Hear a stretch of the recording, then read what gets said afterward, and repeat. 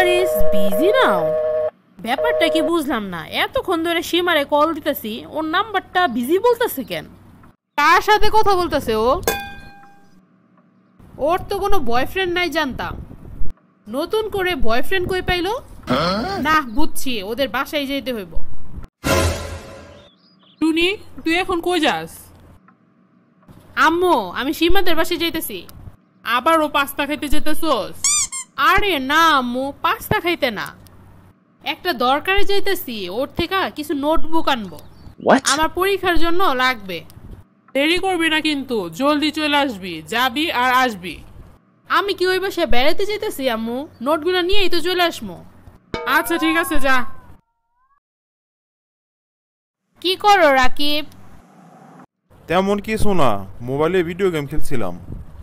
আমি কি তোমাকে বিরক্ত করলাম? আরে না, কিসের বিরক্ত, তুমি বরং আমাকে আরো উপকার করতেছো। টুনিকে কাছে পাওয়ার জন্য তুমিই তো আমার একমাত্র ভরসা। সারাক্ষণই টুনি টুনি টুনি কইরা একদম পাগল বানায় লইতাছে। তুমি যে ভালো ছেলে, তোমার জন্য ফেরেশতার মতো মেয়ে দরকার। জানো, তোমার জন্য যেমন তেমন মেয়ে হইলে চলবে না। তোমার সাথে কি ওরে মানায় বলো? তুমি এত স্মার্ট সুন্দর একটা ছেলে, তোমার রুচি এত নিচু কেন? টুনি হইল পিতল, টুনির মতো মেয়ে যে বিয়ে করবে তার জীবনটাই তো বাতিল।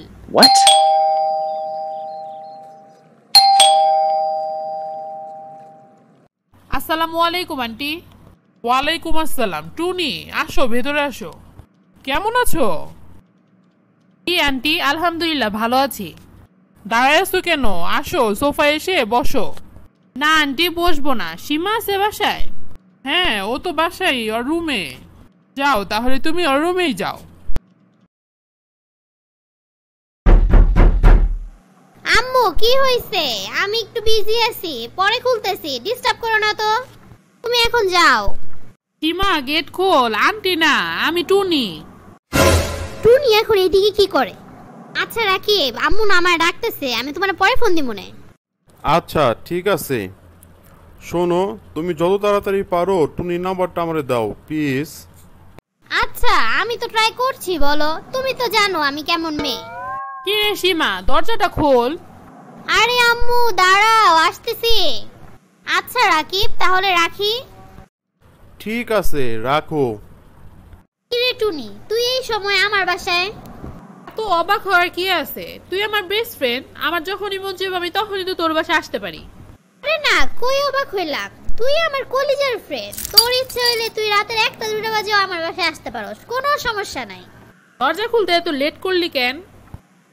আরে পাগল, আমি ওয়াশরুমে ছিলাম। ওয়াশরুম থেকেও কণ্ঠস্বর এত ক্লিয়ার শোনা যায়?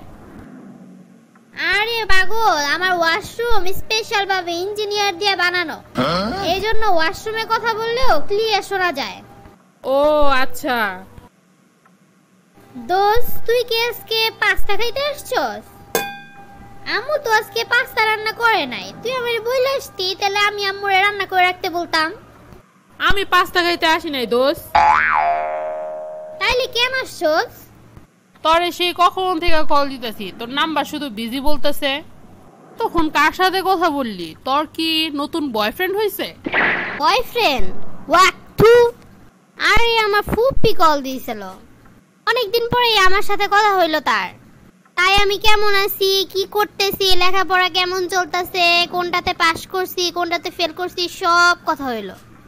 উনি আবার লেখাপড়ার ব্যাপারে বেশ সচেতন। ও ফুপি, আমি মনে করছি তোর নতুন কোনো বয়ফ্রেন্ড হয়েছে। দেখ দোস্ত, সবারে নিজের মতো মনে করবি না, আমি তোর মতো না যারে তারে মন দিয়ে বসে থাকবো।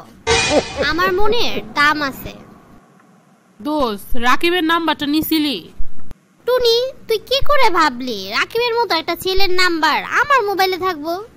শোন, আমার রুচি এত খারাপ না যে রাকিবের মতো ছেলের নাম্বার আমার ফোনে নিয়ে ঘুরে বেড়াবো। আচ্ছা, তোর রুচি কি পাঙ্গাস মাছে খেয়ে ফেলছে? ওর সাথে কি তোরে মানায় বল? তুই হলি চকচকে আয়না, আর রাকিব হলো একটা কম দামি প্লাস্টিকের বালতি। ওর সাথে তোর কোন দিকে মিলে তুই বল? কই হলো চকচকে আয়না আর কই হলো প্লাস্টিকের বালতি? মিলাইলেই মিলবো, আমি কিছু জানি না, ওরে আমার চাই। ওর জন্য আমার সারাদিন কেমন জানি লাগে, আমি ওর জন্য অর্ধেক পাগল হয়ে গেছি। পুরা পাগল হয়ে যা, আমার জন্য আরো ভালো হয়। Oh no.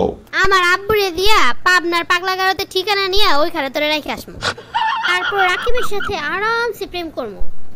তুই হলি সব নষ্টের গোড়া। এত ছেলে থাকতে আমার ট্রেনে টানাটানি শুরু করে দিস। একটু কথা বলতে নিছি সেটাও পারলাম না তোর জ্বালায়, আয়সা একদম হাজির হয়ে গেছে। তরে আমার বাড়িটা চিনায় ভুল করছি। রে দোস্ত, মনে মনে কি বলস? প্লিজ দোস্ত, তুই কিছু কর, তোর উপরেই তো সব আমার আশা ভরসা। তুই আমার একমাত্র সম্বল। এক দোষ, আমি তো চেষ্টা করতেছি, ভাবে পারি তোরে সরায় দিব, তোর জায়গাটা আমি নিব। এই কথাটা যে আমি তোরে কেমনে বুঝাই? দোস্ত, যেমনি পারস রাকিবের নাম্বারটা আমার নিয়ে দে।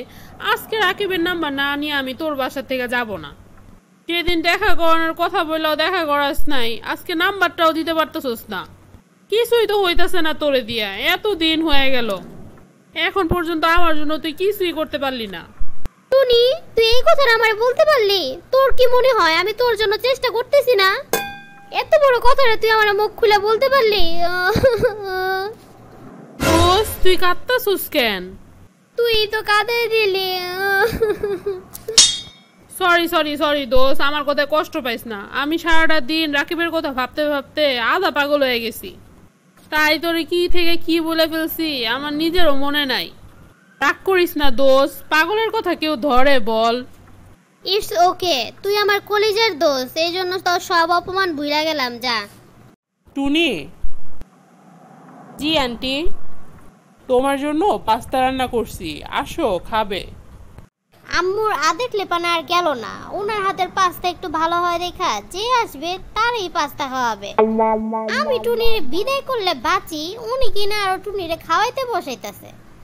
নিজের মেয়ের সংসার নিয়ে একটু চিন্তা নেই তার। মেয়ের সতীনকে কেউ এইভাবে আদর যত্ন করে? আন্টি, এখন আর কষ্ট করে কোনো কিছু বানানোর দরকার নাই, আমি খাবো না। একটা নোট নিতে আসছিলাম সীমার কাছ থেকে, নোটটা নিয়ে একটু পরেই চলে যাব। রান্না হয়ে গেছে মা, তুমি আসো। আম্মু, টুনি যখন না করতেছে জোর করে খাওয়াও না। আমার হাতের পাস্তা তো তুলির পছন্দ। এই টুনি, তুই খাবি নাকি বাসায় চলে যাবি? থাক, খেয়েই যাই, আন্টি যেহেতু বলতেছে। তাছাড়া আন্টি আমার জন্য কষ্ট করে রান্না করছে, না খাইলে কেমন দেখা যায় না? এই সেরি আরেক সোসা, বাসায় জায়গা তা না, বসে বসে পাস্তা খাবে এখন। ওর জন্য আমি রাকিবের সাথে কথাও বলতে পারলাম না। আম্মুরও আক্কল জ্ঞান নাই, মেয়ের সতীন কেউ এত আদর করে? আন্টির আজকের পাস্তা রান্নাটাও না অনেক মজা হয়েছে। তাইলে আরেকটু খাইতি, এত কম খাইলি কেন? বক্সে করে দিয়ে দিই তাইলে। আরে না, যা খাইছি ঠিক আছে। আচ্ছা শোন, তোর বাসায় আসার আগে আম্মুরে বইলে আসছি তোর থেকে নোটবুক নিমো, তুই আমারে তোর একটা পুরান খাতা টাতা দে। খালি হাতে গেলে আম্মু আবার ঝামেলা করব। শালি তো চালাক কম না, শালি তো বহুত চালাক। শালিরে যতটা বলদ মনে করছিলাম ততটা বলদ তো এ না, এ তো দেখি চালাকের ওস্তাদ। ঠিক আছে দোস্ত, তুই তারা, আমি একটা নিয়ে আসতেছি। মাশাআল্লাহ, তোর বুদ্ধিও আছে। নোট নিয়ে আসছোস? হ্যাঁ আম্মু, এই যে। দেখি তো কি নোট। আরে আম্মু, তুমি ওর হাতের লেখা বুঝবা না, টিচাররাই বুঝে না ক্লাসের, আমি অনেক কষ্ট করে একটু একটু বুঝি।